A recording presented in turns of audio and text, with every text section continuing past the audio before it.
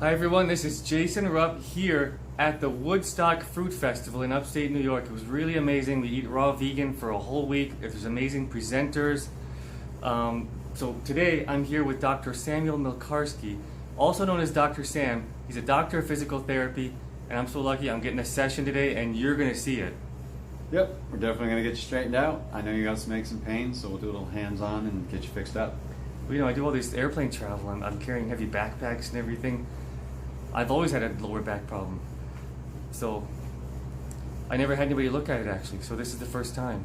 Okay, well, let's do it. Okay, Sam, where do you want me? We'll lay you down right here, and so we can do a quick assessment and start working. Okay. Sound good? Yeah, we got a good big bed. It's good. Yeah. All right. Okay, Mama, you hold my camera, okay? Okay. Ready? Should I take my shirt off or? Yeah, you can if you want. Okay. All right, good. And so the first thing is to determine where your symptoms are, and I think you said it's down here in your back, right? Yeah, down here in the back, in the lower back. In the That's lower where I back. always get it. Okay. So then the next thing that's really important is determine where the source of the problem is. So the source is definitely not always where the symptoms are. So there's that old song, the ankle bone's connected to the shin bone, right? So everything is connected from head to toe, continuous, contiguous, and there's this big fascial web that connects all of us, like a onesie or one-piece body stocking. So that's why I might end up actually working on your neck or maybe a little bit in your legs or your feet to fix, you know, what's going on in your back. Does that make sense? Mm-hmm. All right, so let's do this then. Let me have you lay down for us, and we'll put your head right here in your feet. You're laying flat, right? Yeah, on your back. On my back. On my back. Yeah, your Like feet this? here.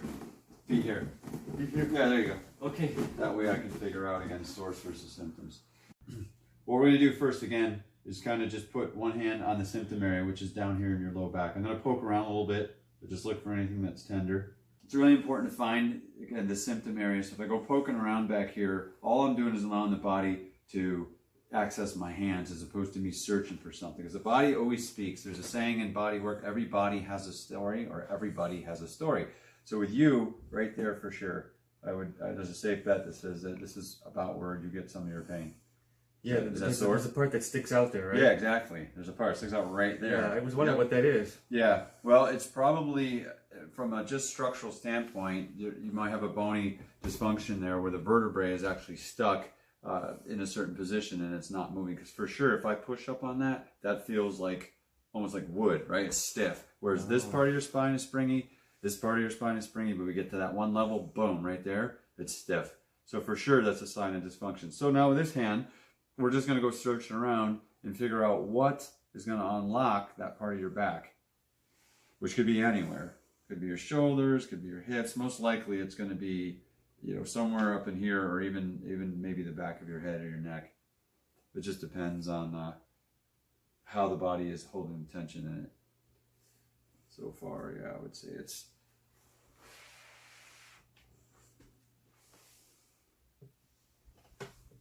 switch hands here just so I can get my other hand up here to determine.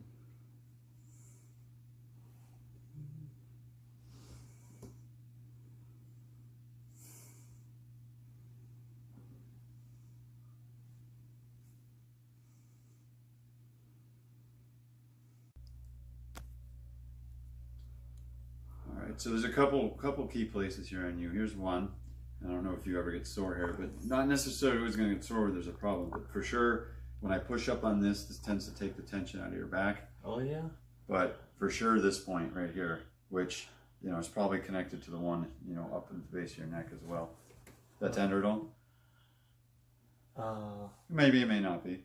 Doesn't always have to be. Not really. Okay. But that's amazing how you find that. Yeah, it's very, very quick. Usually, it's a hands-on diagnostic technique that works very well. This is how I end up finding the source on a lot of people. Now, onlookers may say, "Oh, come on with that," but it is very accurate actually. And once you start to tune in your hands, and I've been doing this work now for 22 years, so I've touched thousands of people, and you get pretty good at something when you practice for 22 years, right? It's like anything, and if you get to source, that's when the results happen right away, as opposed to chasing symptoms. The hardest part when you enter into a treatment, somebody's not chasing their symptoms. Oh, if my back hurts, it must be in my back. But like I said earlier, the ankle bone's connected to the shin bone, and the shin bone's connected to the thigh bone. So that's an actual real term called a kinetic chain. And since it's all linked up in a chain, you can't just go chasing where the person's symptoms are, because you might get results, but it'll take way longer. It probably takes 3 times as long. That's why a lot of people go to therapy and they say, well, I've been to therapy and it didn't help. I'm like, it didn't help because they didn't get to the source. You know, all they did was chase symptoms or hand you sheet exercises that do these without any kind of assessment. So the expression is, if you're not assessing, you're just guessing. So there's no need to guess. It's not about guesswork. If you run a proper assessment, you get to the root cause, you'll get results much faster. Your back's already starting to move. So then what will happen is, as you do the hands-on, if you're really tuning into the body will end up almost telling you what to do to it. So think about it this way. If you cut your arm and you don't mess with it, it heals, right? On its own. All you did was not pick at the cut, and then the thing heals itself in a few days if you're healthy. I mean, it may take several days if you're not, but the point is, we've all cut ourselves and it just heals. So there's obviously a healing program running all the time in the body. So all I'm doing is simply tapping into that same intelligence. For some reason, when someone has a problem in the inside of their body, they lack faith. Like, oh God, what's wrong? I wonder what I should do. It's like, why would you think the body doesn't know how to heal that if it knows how to heal a problem on the outside of the body? Yeah, the body's amazing. Yeah, it's a healing miracle. When you have an egg and a sperm, they create a whole human being that can walk and talk. I think it's pretty intelligent. It knows how to fix itself. All we have to do is get out of its way most of the time. So again, the shaking like we're getting now, it's like, why am I shaking you? I'm not. You're shaking me. Like, no, you're moving me. No, you're moving me. This is where it gets an interesting conversation. I'm not doing anything. Well, right. But the point is, your body is saying, move my back and forth and rub my chest back and forth like that. Right, for balance and all that. Yeah, and it seems like, come on, this is all ridiculous. It's not. Like, once you start to tune in, you know, you can really tap into the healing program. I mean, think about animals. They tune in all the time, right? You watch them tune into their bodies. And interesting enough, the word therapy comes from a derivation from therops, therapeutios, therapia, or therapeutin, which means to attend to, in the sense of attending to one's needs. That's the root derivation of that word. So other species do it, and humans tend to tune out. But we have to tune in. So I've learned how to not only tune in my own body, but other people's. And when that happens, good things happen. See, because then ego's not in the way. Like, ego says, I'll just adjust you. I'll just move your back and you'll be well. And not to say that there's never a time for a direct approach, but most of the time, if I ever have to push very hard, it's because the person's body instructed me to do so. Mm-hmm. At the exact time, at the exact vector that I need to push my hand. But most of the time, that's not needed. Because if you're in pain, the last thing the body wants is more of a threat to its survival. Right? You shouldn't have to recover from an injury or a problem twice, meaning from it and then from the treatments for it. That's a complete illogical approach to health and healing, and yet people do it all the time. Yeah. That feels good. There it goes. So now again, like, this hand's really driving in your chest, almost like crushing your chest, right? But yet it feels really good, right? Yeah, you got a smile on your face. But if you look at the pressure in my hand, I mean, I'm digging. But not because I decided to, hey, I wonder what happened to Jason if I just impale his chest with my fingers. No, it's going in because it's getting pulled in. So in terms of how it's all connected, like, why would this affect your back? Again, there's so many explanations, but just from the fascial system, as it's called, the fascia is this web that we all have. There is a lot of fascial connections from your low back up into your chest and thoracic spine area. One area is called the thoracolumbar fascia. Guess where it runs? From the thorax to the lumbar spine. Another thing is your diaphragm, that famous muscle that doesn't get enough credit about breathing, right? It's the main breathing muscle. That has fascial connections to your actual pericardium, which is the sac around your heart, and that's deep in your chest. So whatever you have going on here is definitely a deep restriction, but it's definitely loosening your back up. Why would I get that kink in my back like that? Well, again, it's all going to come down to awareness, of your body, and then also just your habits. So let's say my posture, right? My posture. Yeah, posture is a habit. Breathing is a habit. So that's the other infamous BP, breathing and posture. People want to check their BP, quote, or blood pressure to see how healthy they are. We'll also check your breathing and your posture, the other BP, because if your breathing and your posture were good, you probably wouldn't have blood pressure problems. Most people blood pressure would regulate. For sure, it's a habit and it's about awareness. As long as you're eating healthy, right? Yeah, if you're eating healthy, that's an aspect of health. But then again, it's no more important than how well you're breathing and the fresh air you're getting and the sunshine you're getting and the sleep you're getting and the exercise you're getting and the loving relationships you have in your life and how well you just maintain the hygiene of your body and your environment. So I like to teach what's called the essential 8 factors, right? Because a lot of times people focus on the wrong thing. They're focusing and they're worried and fear about all the things that cause disease. Well, there's like 8,000 plus things minimum that cause disease. Wait, I just want to introduce, I got red fingers because of doing tie-dye here at the camp. And there's no blood here. No blood involved. Thank you. Just so you know, no blood. Yeah, that's good to note for sure. So people are like, oh, what's happening to this guy? Yeah, people say, why does he have bloody fingers? No bloody fingers here. Yeah, I'm not putting so much pressure on his heart. I'm pushing it out of his chest. So it's really important to always address, all the factors of health. So the 8 things that I like to always say is there's food, air, water, light, rest, activity, hygiene, and love, which means loving relationships with yourself, others, and the planet. Now, those things are not rocket science. You don't need an 8-10-year medical degree to understand those factors. Just like the other species follow the laws and the guidelines nature has provided, and they attend to those 8 things. Humans, if we do that, then we're going to have more optimum health. It's that simple, and the factors never change. If you're well trying to become well, or you're sick trying to become well, So again, if you're well trying to remain well, I should say, or you're sick trying to become well, then ultimately the factors never change. The only thing that changes is the degree to which you apply them. So for example, if you were sick or injured, you might require more rest and sleep, a little less food, maybe less activity, because you're guarding the area that's injured and allowing it to rest. The factors didn't change, though. The only thing that changed is the degree to which you apply them. Does that make sense? Mm-hmm. Yeah. So this is a factor. People say, well, what about touch? Well, this could be under the love link, or this could be even under the hygiene link. Like, we're clearing out the issues in the tissues. That's part of hygiene, right? And so postural hygiene, grounding, walking barefoot on the earth, hygiene. You're stripping out all that energy out of your body that's disrupting the energy field. And as we know, grounding and or earthing, as it's called, is a scientifically proven phenomenon that it's a good idea to walk barefoot on the earth every day. So there we go. Here comes another round. Right, a lot of pressure, right? But it doesn't hurt, does it? No, nothing hurts. No, like you feel nothing really good. Yeah, that's the thing. Like, onlookers are like, what? But if you could feel the pressure that I'm putting on his chest, it's like crushing him right now. But it's the right thing because his body is telling me to do this right now, as opposed to my ego going, well, let me just really break and strip the tissue, which you never want to do because it's disrespectful to the body and the tissues, and you're not respecting, how the body's trying to function. There it goes. It's gonna let go.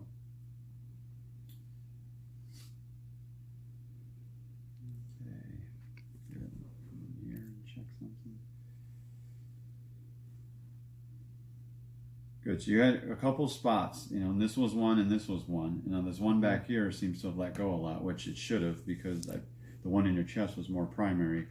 And here's the thing. If you're in the right location, then you'll see a change pretty immediately. So when we get you up and you go to move, your back should feel better if we're truly in the right area doing the right thing. Okay. Make sense? Yeah. Yeah. Oh, I like how you're right on the point there. Yeah.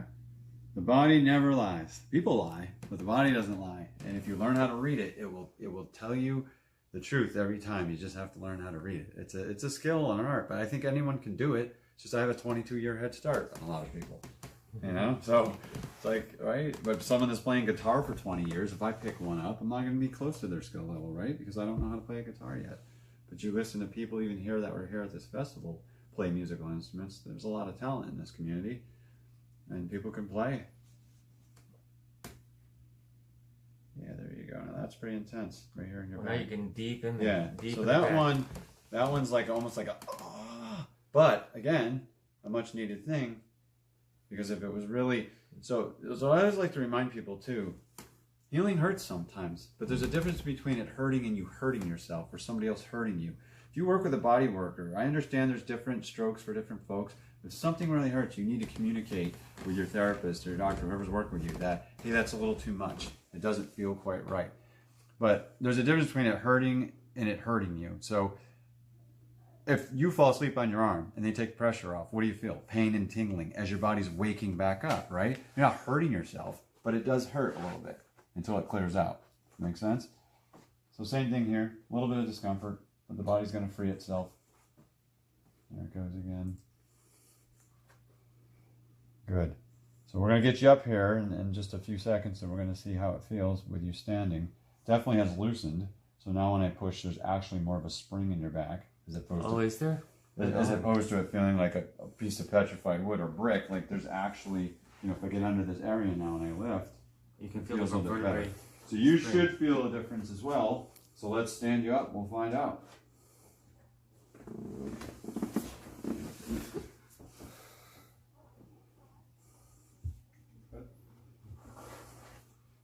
First, I feel a little bit dizzy, I Yeah. guess, in my brain. You got up quick. Whoa, I did get up too quick. Yeah. So that's one thing that you wanna be very mindful of, is not standing up too quick. Yeah, you were sitting there and then just got up. So if you ever are laying down or when you get body work, because there's a change in the nervous system and your blood pressure, be very mindful not to stand up too quickly.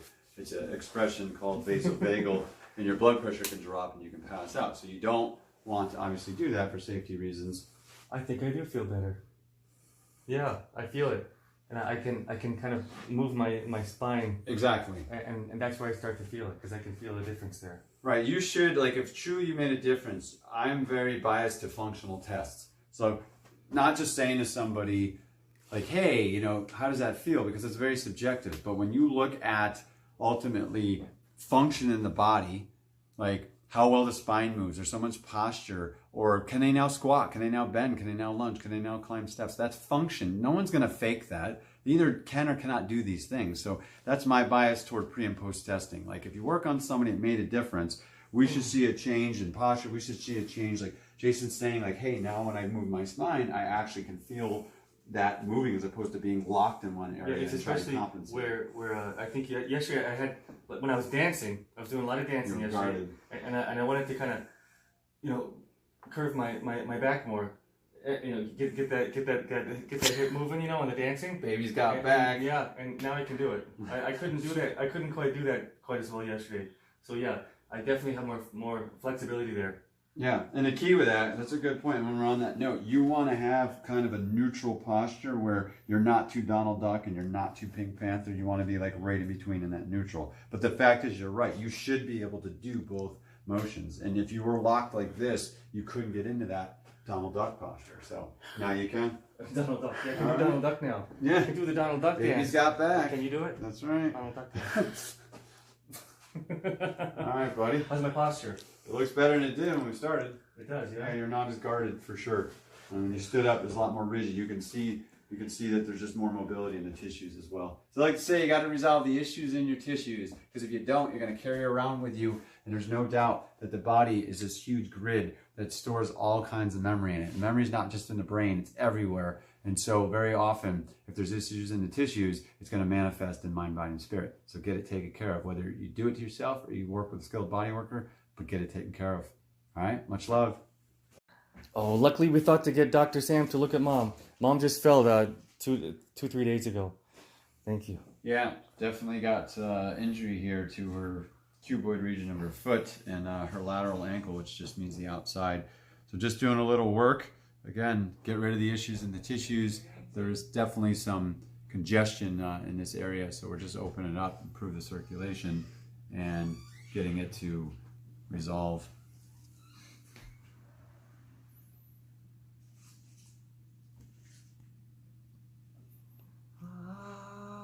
Yeah. So I feel what you feel, don't I? Yeah, the sore part. That's right. So I can hear that. Like I reacted just the time she did because I knew where it is. You can see there's some red marks. I knew she was going to have a reaction. Yeah, usually I get the signal a little bit quicker than the person does. Here comes another one. Right there. Yeah. Yep. You just don't feel any break, right? I mean, it doesn't feel like it's broke, but I mean, you could always obviously get an x-ray and get peace of mind about that. Yeah. I mean, because that's going to be the ultimate diagnostic. But anything I do right now is not going to disrupt it if it's broken. Mm-hmm. That I won't do. I never, this is so gentle that it's not going to cause any problems. It feels good what you're doing. Oh, yeah, it's going to feel good. Because just like when I worked with your son, it's ultimately, again, your body's guiding this. I'm not forcing anything to go anywhere. I'm just listening to what the tissues want. and giving you what you want. So yeah, it should feel really good. A little bit of pressure, a little bit of gentle mobilization. There it goes. Comes another wave. You're going to get a little discomfort, so just hang in there. More through your heel than anything, but yeah. There it goes.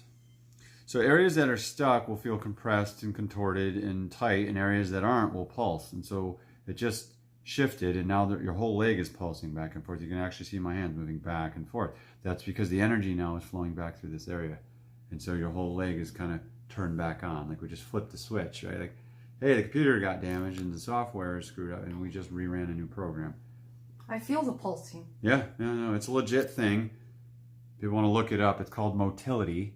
Not mobility, but motility with a T. And the motility is a natural inherent rhythm that the body has, and there's lots of them in the body. Organs have motilities, vessels have motilities.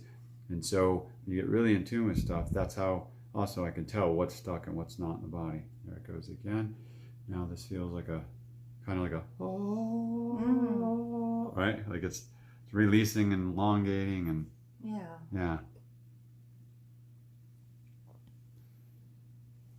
Yeah, if you're an onlooker, you know, you might just think like, come on with that. But if you were on the receiving end of this, you'd have a smile on your face like she does right now. It's feeling better. It's feeling better. Yeah, right there. And you know how much it hurt. Yeah. So with her, for sure, what we should see is a change in her weight bearing and her gait. Gait is how you walk. So, you know, she was kind of hobbling around a little bit. So when she stands up, we definitely should see just like, oh my God, like I'm walking so much better. Oh, here goes her leg. When you fell, did it go out like this? I'm just curious. When I fell? Yeah. Yeah. Yeah. Did your leg go? And I fell on the side. Yeah, there you go. So this is good. What this is tissue memory and it's trauma release. So very often as I work with people to release tissues, the issues in the tissues and the trauma, it'll go back into the traumatic pattern to let go of it. Oh. And so it's not a coincidence that your leg just slid out like that. The same pattern it was in when you fell. And that's a good sign because now this isn't going to get locked in for 10 or 20 years. And I see you now as opposed to 20 years from now. I go, oh, well, 20 years ago I had a hard fall at a wellness festival, but that couldn't have anything to do with it. I'm like, absolutely it could. If it never got processed right, absolutely it could. I'm so grateful for you doing this. Cool. That's a good place to stop actually right there because it's in a balanced state. So we can stand you up and we'll see how it feels. So roll to one side and sit up slowly and make sure you don't get dizzy. Oh yeah, like I did. Just stay. Yeah. I feel better. It really does feel better. Oh yeah, I know. It was so sore. I know.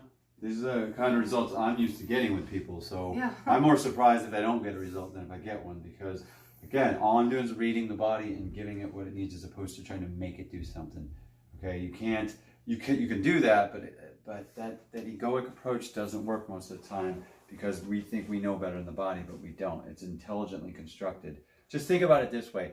If you had something under your nail or in between your teeth, your body tells you that it's the tiniest thing, but it drives you nuts until you get it out of there. So you don't think it has the same ability to just give you the exact details you need? If something else was stuck somewhere, of course it does. You just have to tune into it. How's mom's Go posture? ahead and walk. It's better than it was too.